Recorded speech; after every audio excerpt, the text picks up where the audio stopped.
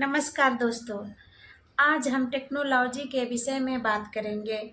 आधुनिक युग में टेक्नोलॉजी का बड़ा ही महत्व बढ़ चुका है। टेक्नोलॉजी ने हमारे जीवन को सरल और सुविधाजनक बना दिया है।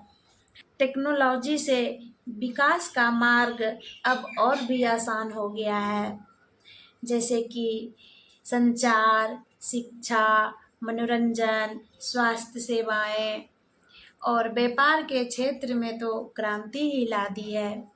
भारत में हर साल 11 मई को नेशनल टेक्नोलॉजी के रूप में मनाया जाता है। टेक्नोलॉजी के साथ हम घर बैठे दुनिया के किसी भी कोने का समाचार कुछ ही सेकंड में जान सकते हैं। टेक्नोलॉजी से हमें टीवी, मोबाइल, इंटरनेट इत्यादि जोड़ रखा है। टेक्नोलॉजी मानव के लिए एक वरदान बन चुका है। इसमें हमारे जीवन को बेहतर बनाने की क्षमता भी है।